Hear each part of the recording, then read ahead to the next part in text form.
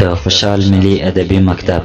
په دې مکتب کې په نظم او نثر ډېر اثار لیکل شوي او ډېر پیاوړي کسان پکې روزل شوي دي. د خوشحال خان ایډیال پرمختللی و، کوم چې بنسټ یې دی ایښی دی.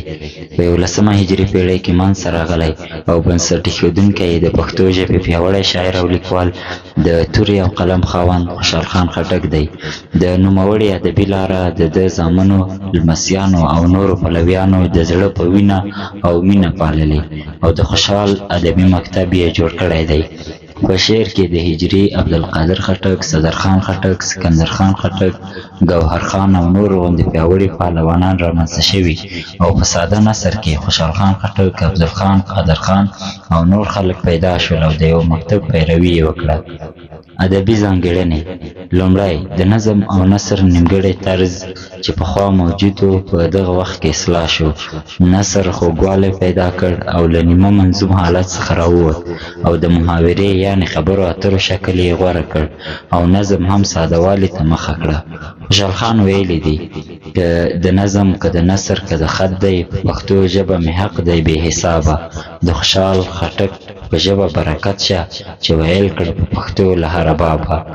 دوم، پښتو شعر د شکل په لحاظ هم په دې دوره کې پراختیا وموندله او یو شمېر ابتکارونه رامنځته شول، لکه خوشحال خټک چې په یوه بل ځای کې ویلي دي: رباعي ده که قطعه که مثنوي ده، رباعي ده که قطعه که مثنوي ده، همګي واړه ګوهر دي درولال.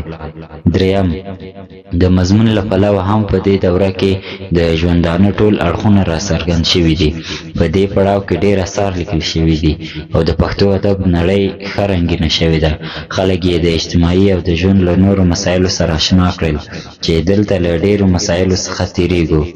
راشه وغړوه سترګې د جهان ننداره ګوره، چې ښایست لري په ستورو د اسمان ننداره ګوره. څلورم، د دې پړاو په اثارو کې ملي احساسات، د پښتو او پښتونولۍ روزنه هم شته او پخپله د خوشحال او ځینو نورو اثار او اشعار له ملي جذباتو څخه ډک دي. پنځم، د حماسي احساساتو بنسټ پخپله خوشحال خان کېښود او پیروانو یې بیا پسې تعقیب کړ. شپږم، انتقاد او هجوه په دغه وخت کې ډېره اړولې راړول شوې ده او د مغولو د زور زیاتي په هکله دغه موضوع ډېره زیات او په ډاګه څرګنده شوې ده.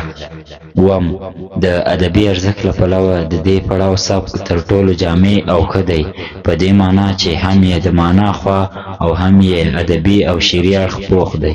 اتم، د دې پړاو سبک په تخیل کې هم ډېر پیاوړی دی، ډېر لوړ او له نزاکته ډک شاعرانه تخیلات پکې شته دي.